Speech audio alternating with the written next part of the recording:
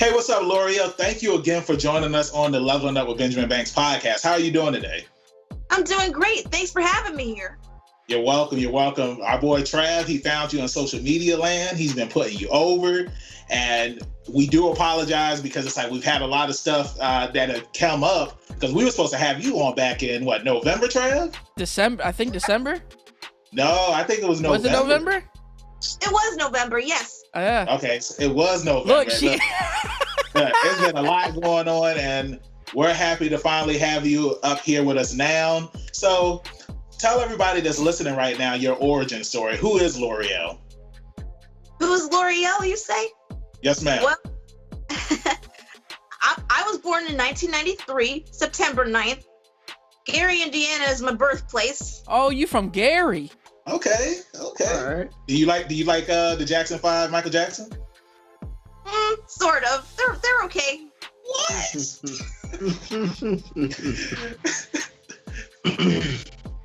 Other than that, I grew up with my mom and my dad, and I was the type of girl who, was the type of girl who just spends her time just playing around, watching cartoons, and and I started off in second grade with us moving around, and a lot of crazy things had happened. But I have to tell you, if it hadn't been for all those crazy things, I wouldn't be the writer I am now. Well, see, I feel like, when stuff happens to you in your life, it makes for good material and the type of field that you want to go in, whether it be writing, comedy, directing movies and whatnot. Some of the great writers that we know, like Stephen King, a lot of his novels are based off of experiences that he's had, even though I was having this conversation with one of my buddies about some of the stuff, there's no killer clown out there killing people and telling people that it all floats and whatnot. But I'm just you never know. That could really be happening. Trav, he stays on dairy, and there was one Halloween that right. I saw not Killjoy, Pennywise. Who's Killjoy? That's another clown That's another movie, bro. Killjoy. Yeah, Club. it's another movie. Okay. Mm-hmm. I don't know why I was thinking about Killjoy, but yeah, that's an awesome origin story. Thank you for sharing that with us. So how did you get into writing books? From my inspiration for writing books was the things I've read growing up. I've started reading a lot since I was 4 or 5 years old. And the things I grew up with through television and anime. And I didn't decide to become a writer till I was 13. And my books didn't come to fruition until I was 21 years old. Nice. So what were some of the things that inspired you? You said anime and cartoons and whatnot. What were some of those things that inspired you to write books?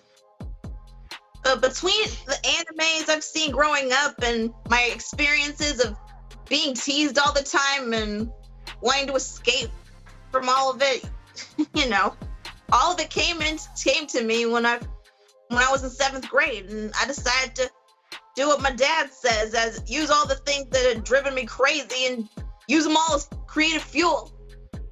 Cool. Mm-hmm. But were there any certain animes like Dragon Ball Z or Sailor Moon? Oh yeah, Sailor Moon, totally. Yeah, I've seen some of your Sailor Moon posts on Instagram. Who's your favorite Sailor Scout? Serena herself, of course. I love her. Not Sailor Mars? Nice. I love them all, really, but Serena was the first one I ever loved. That's right. I mean, I can get that. She's the first person that you're introduced to. For me, while I did like Serena when I was first introduced to the series, I fell in love with Sailor Mars. I know there's a lot of people that love Sailor Mercury. I never got that, but it's just something about Mars's attitude and the fire. And plus, red is my favorite color. D, what about you? Who's your favorite Sailor Scout?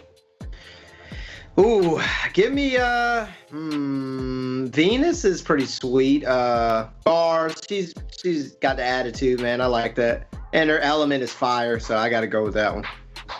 Trav? It's all about that Neptune. Okay. Oh yeah, Sailor Neptune's wonderful too. It's all about I that love Neptune. the powers of all the sea. That's right, she know, because we got that Dairy Gary connection. Is what that is. good one. So, what were some of your favorite books growing up that you liked to read? Well, there's one, man, where do I start? Let's see, there's the Horrible Harry series. Love that. Susie Klein is a genius for coming up with that boy. He's really funny. Yeah, so you'll have to break it down for Banks. He ain't much of a reader. Yeah, honestly, the only time that I read books was when I was in school and it was given to me as an assignment. Now, I did read children's books when I was a kid, of course, but when I got to middle school, I was more into reading manga at that point in my life, like collecting Shonen Jumps, reading Dragon Ball Z, Yu Yu Hakusho. So I mean, like, that's still considered reading. You know what I'm saying? But it's like, oh, go ahead. I'm sorry, Loreal. So sorry. I like a lot of children's books as well as fantasy-related material. Even the stuff a series of unfortunate events falls under. I like that. Yeah, this man. I don't think you didn't read Animorphs, bro. I did read Animorphs. See, this is my thing. Like, I was more one of those type of kids where I'd rather watch something instead of reading it. You know what I'm saying? Which isn't a problem. That I know that was always the argument back in those days, where it's just like, oh, well, you should read the book, or no, it's easier to watch it. You know what I'm saying? But I was always one of those type of people that just enjoyed to watch a book, because there were so many great books and novels that were turned into, TV shows, cartoons, animated series. The only books that I can remember from my youth reading growing up, there was this one Animorphs book. I can't remember what it was. The only reason why I got it was because I was into the Animorph television series as a kid. So I got the book.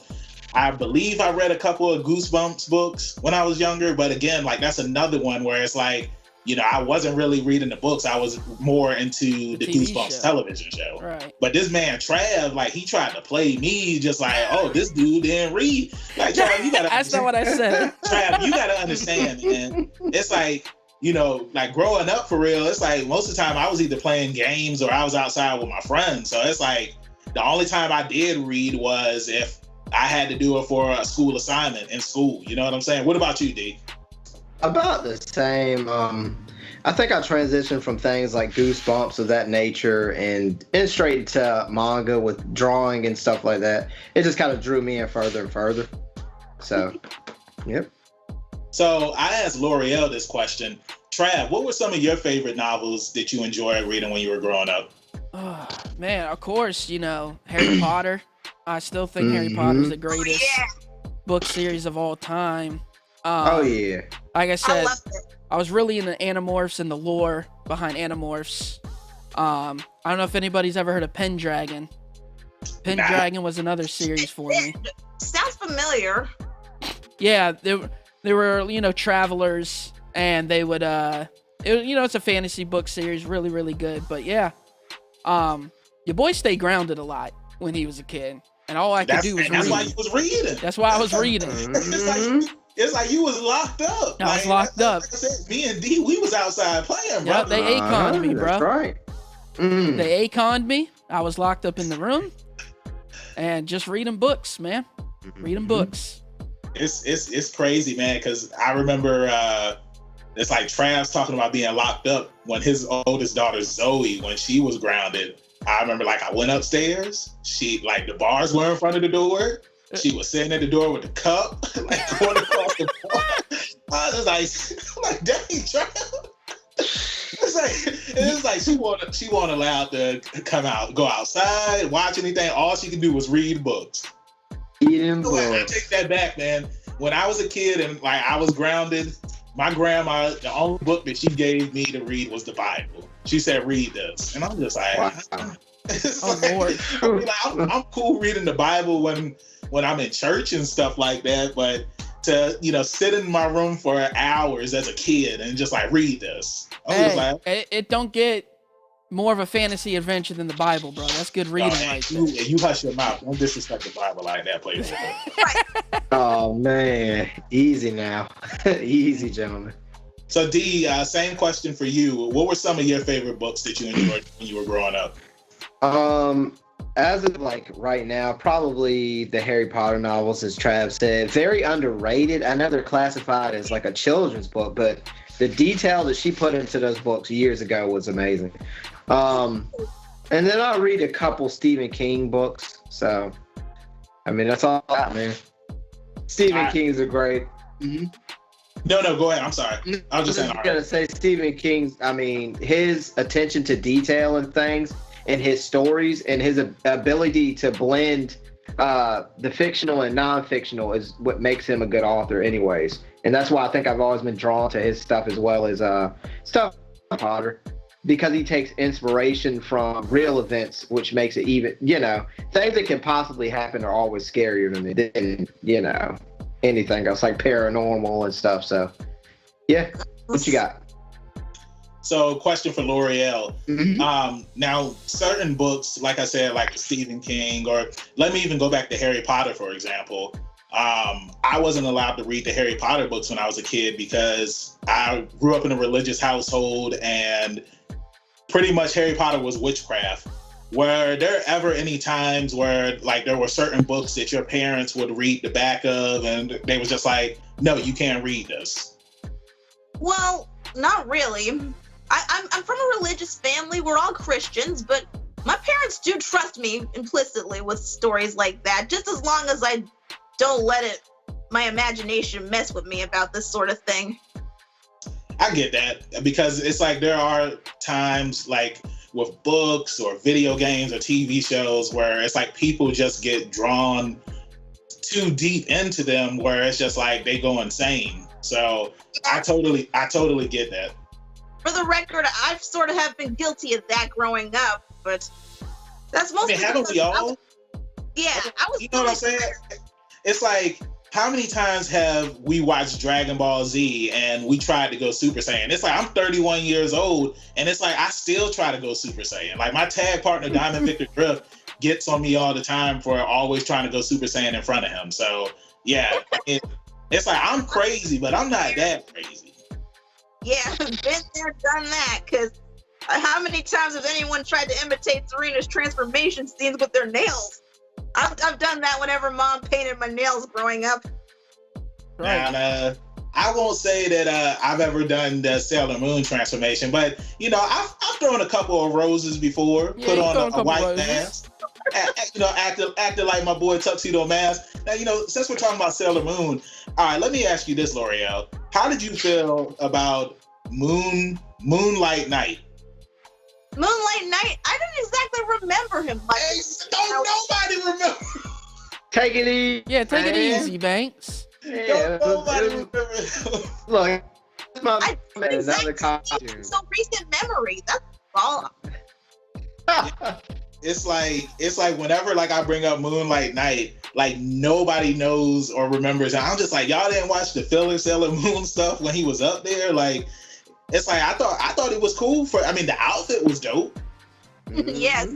I think he threw a white rose instead of a red rose. Yes, he did. Yeah. He did. But Banks, where's the black roses at?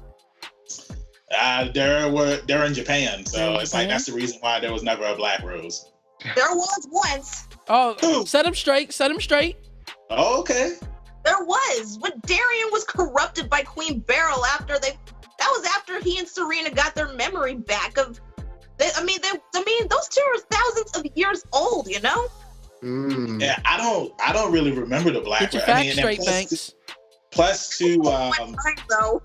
yeah, it's been a very long time. Like I recently started watching Sailor Moon again, and I know also too there's a Sailor Moon movie coming out. I don't know when it's coming out over here in the States, but it came out in January over in Japan. So hopefully we get it over here soon because I love Sailor Moon. I know that there was a movie event that took place. I want to say it was either last year I think it was the year or before. in 2019 where they showed the first 3 Sailor Moon movies at the movie theater. And it was only like me and 4 other people in the movie theater. And like those same 4 people showed up for the other showings. And it's like, I really wish that I would have just went up to all of them and was just like, hey, do y'all just want to sit together? Like, can't we just enjoy the movie together instead of so spread out in the movie theater? I think I remember what you're talking about. You're talking about the ones that they've done already, but Viz had to redub the movies. Yeah, Yep. say what one was R? Yeah, you have I'm R. not crazy about what Viz has done to SM, to be honest with you. I grew up with the deep dub for so long.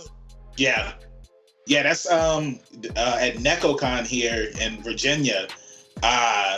You had some of the voice actresses from the Viz dub, and they were talking about how a lot of the Deke fans, they get confused with the dubbing because some people, like, they don't know that they're two different dubbed casts, you know what I'm saying? And I think that both casts, like, they did a phenomenal job at dubbing the series, but with Viz, it's like you're getting the original material compared to the Deke dub, where it was like they censored a lot of stuff because it was for kids, you know what I'm saying? I got that. I mean, Viz's dub is okay and all, but Deke's English dub actually was what inspired me to be the writer I am now. Plus, And that's awesome. That's awesome. yeah, like magic. So Still does. let me ask you this. What are some of your favorite TV shows or, I'm sorry, not TV shows. Sorry. What are some of your favorite books that have been turned into TV shows or cartoons or movies? Well, there's the Harry Potter series. I love that. Definitely love that. And what else? I don't mind Goosebumps from time to time, but last time I've seen it was The Haunted Mask. Classic. Yeah, that's a classic. Yeah. Classic. And I do love some of Roald Dahl's books, like Matilda, The Witches, Okay. any Roald Dahl story. I love that. So I love that you just brought up The Witches because they ended up remaking the movie. Did you see it?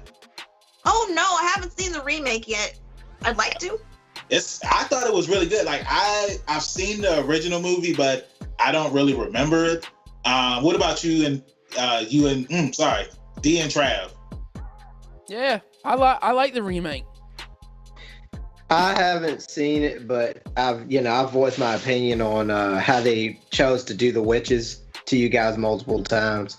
I mean, I'll give it a shot at some point in time, and I think I'm gonna like the original better just because it's a practical guy. Yeah.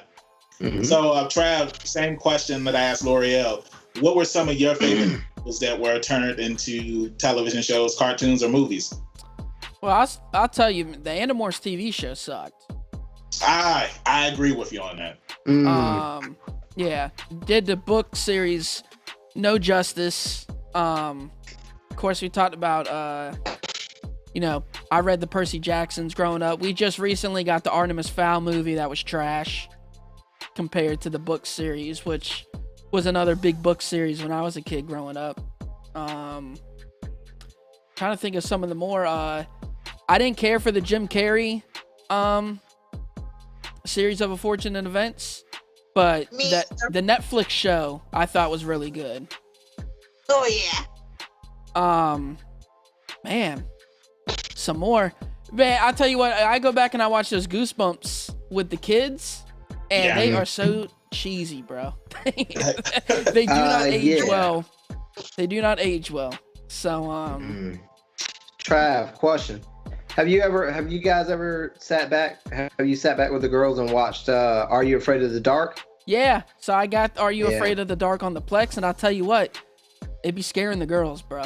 Yeah, I bet that holds up better than Goosebumps. It does hold up better than Goosebumps.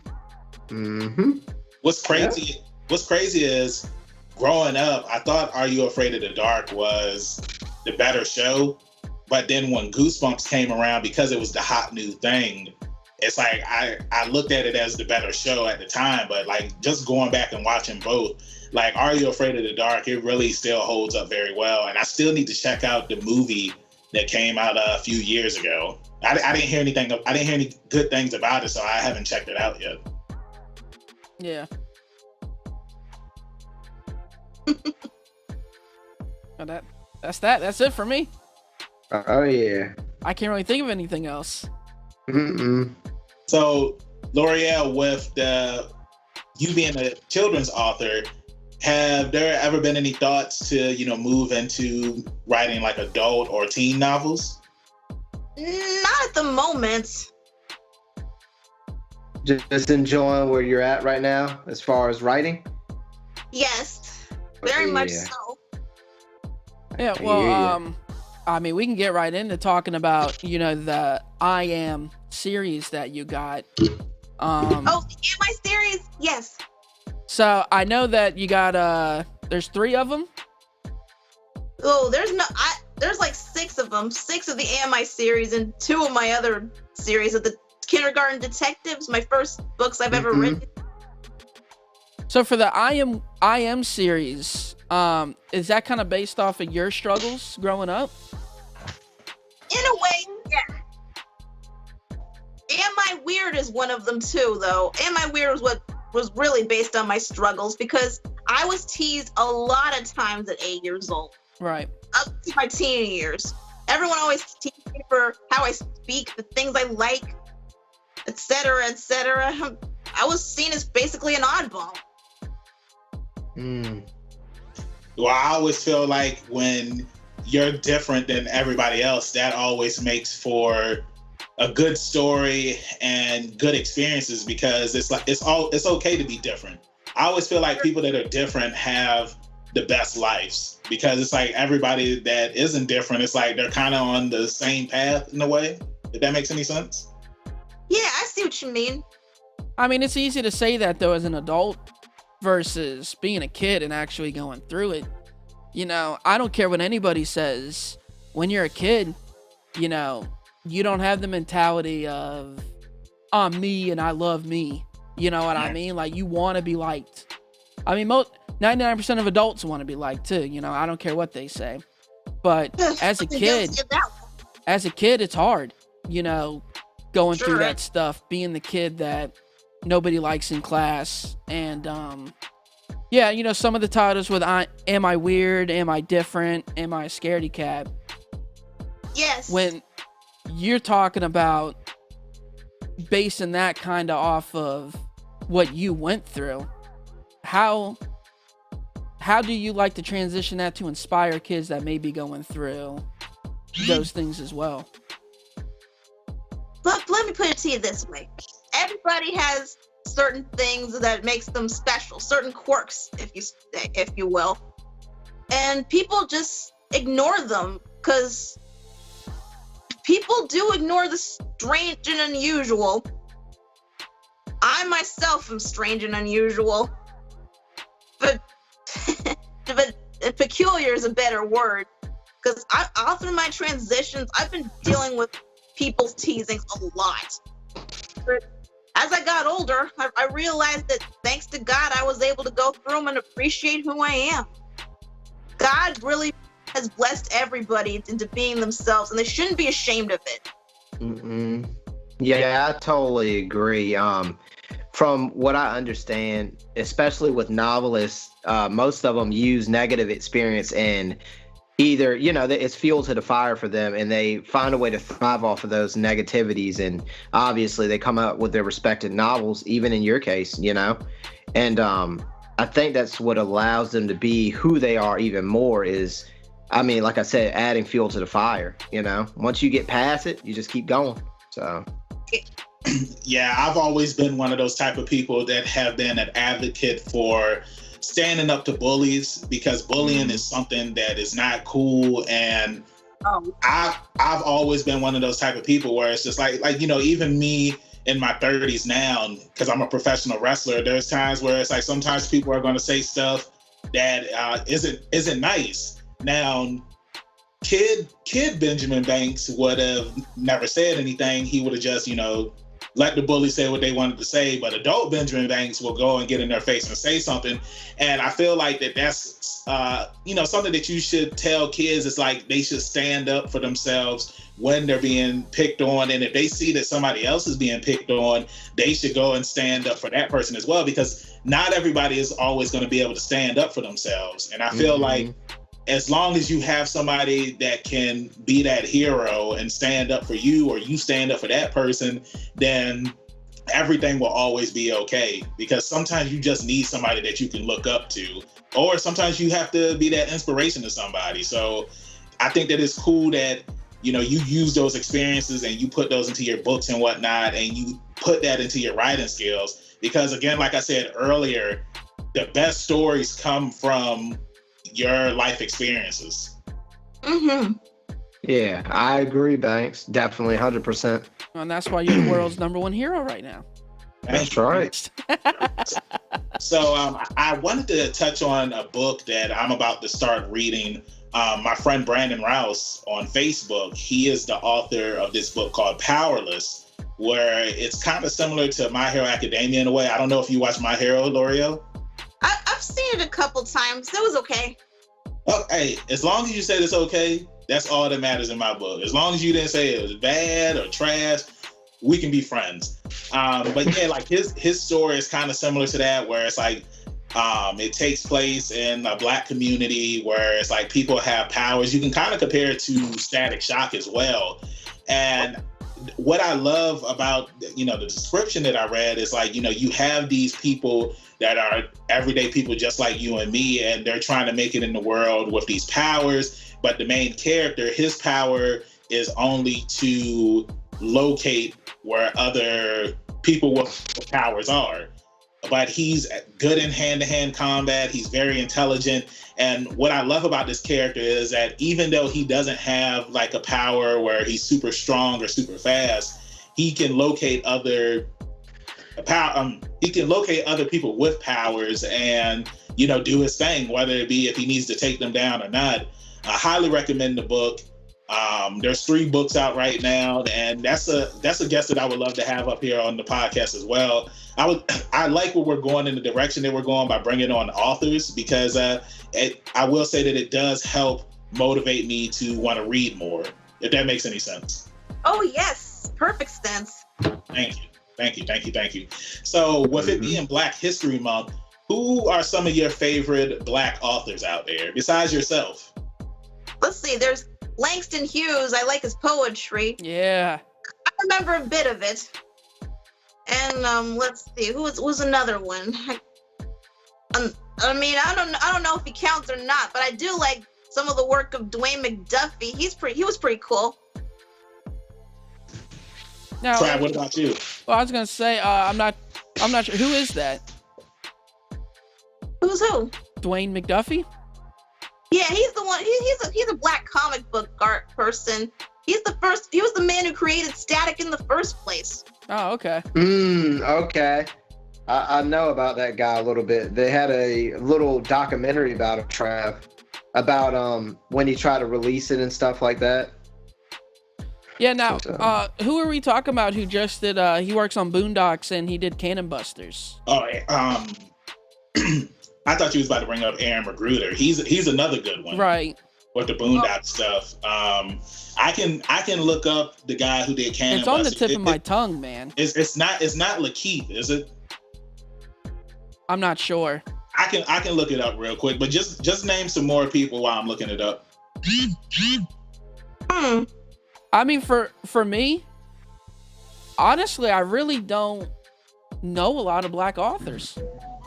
You know, as far as what I typically read, or if they are, I don't know, you know, what race they are.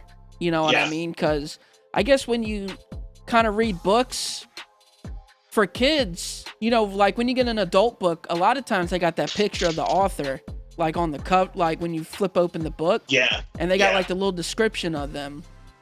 I feel like in kid books, you really didn't get that in like the young adult. So, I mean, hey, some of my favorite books could have been written by, you know, Black authors. I don't know. Yeah. And just to let you know, his name is LaShawn Thomas. LaShawn Thomas, yes. Yeah. Oh, nice. What about you, D? Did you have any books with Black authors that you enjoyed growing up, or is it the same as Trav? Not off the top of my head, Banks. Like I said, I gravitated towards the Harry Potter novels and Stephen King novels. So, not really. Nope. Yeah. Like I said, like the only ones that I can really think of is Aaron Magruder, Like Trav had brought up LaShawn Thomas. It's like, yeah, I honestly, and like I recommended earlier, Brandon Rouse. Like I really can't think of any, but I will say that this makes for a good topic for us to get out there and learn more about, you know, Black authors and whatnot. And I mean, it's kind of like when you listen to music, like, you know, with certain songs, like you might have a favorite song that you've been listening to for years, and it's like you never knew that that artist even came out with that song. Like there's a ton of Hall & Oates songs out there where it's like when I was growing up, I listened to them, and then when I got older, I was just like, oh wow, I didn't know that was Hall & Oates. Same thing with Queen, or you know what I'm saying? It's just especially back, you know, in those days of segregation, where you would have a Black musician have a song, and then they would go get a white person to redo the song. Yeah. And you know, you don't really know about those people too much because they tried to push them off to the side. Yeah.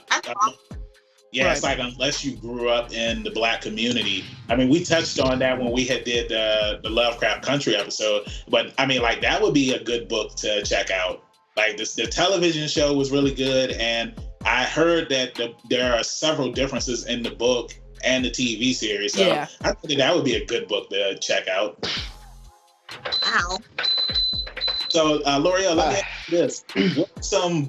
What are some novel recommendations that you would give to our listeners to, you know, if they just want to, you know, start reading something not too heavy, not too big. That's what she said.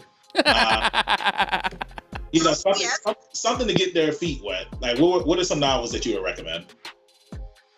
Anything that relates to someone's personality, something that they like. Take fantasy, for instance. If you want to check out a good fantasy book, why not check out the classic Grimm fairy tales? Just to soak their feet in for a second. And for like older kids, if they ever want to read something like based on fantasy, the first book for Harry Potter is also a good place to start. And if it's that too heavy for them, The Worst Witch is another one. Yeah, I believe that's a TV series too. It was. And for the record, with the other books, it depends on what someone likes, whether it's fantasy, adventure, sci-fi, anything that sets anything they like. They should just find some books that correspond with that and just try to put their toes in for a moment. And then if they want to go deeper, they could check out other books made by adults. Yeah, right now I'm getting really into the Star Wars book lore. That's something I previously really didn't dive into. And, you know, I just pre-ordered the Star Wars High Republic book series that's coming out. And do you have anything that you're reading right now? There is one, Xenar Impossibility. This guy named Zachary Storch, he wrote it. It's so good. It's one of the coolest fantasy novels I've ever read. He was previously a contestant in this show called King of the Nerds. It was about 6-7 years ago. I really looked up to him because of him being a writer like myself, and I checked out his book as of last summer, and so far it's really good. And so far I'm reading it again. Nice.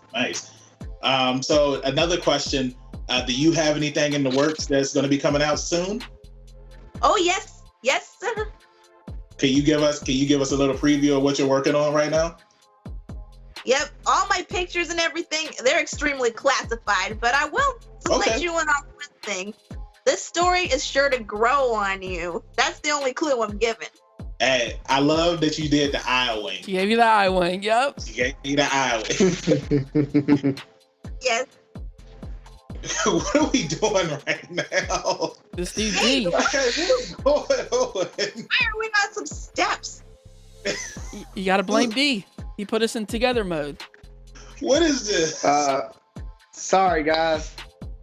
It's okay. That is kind of fun, though. Like, I had no idea what that was. Yeah, I don't know what's going on right now. I'm just, woo. Like us together without having to deal with the virus. Yeah. That's it. Look. 2029 picture. Yeah.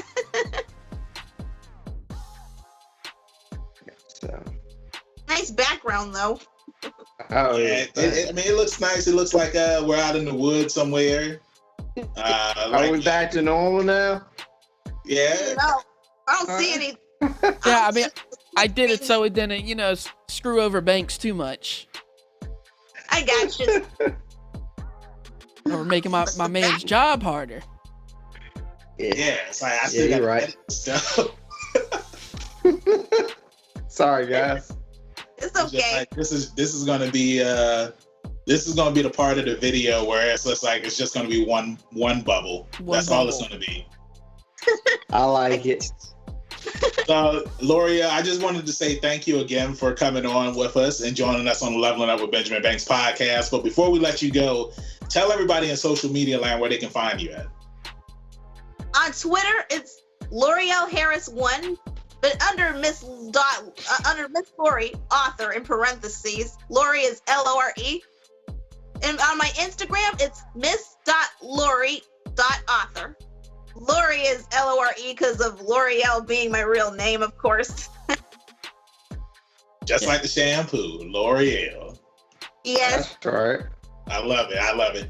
Again, thank you again for joining us today. And we hope that you enjoy the rest of your month, and we can't wait to see some of your new material that comes out. You have a good day. You too. Thanks. You're welcome. Have a nice one. You too. Later. Bye. Be sure to smash that like button if you enjoyed this video and get notified every time we upload a new one by subscribing and ticking the bell icon.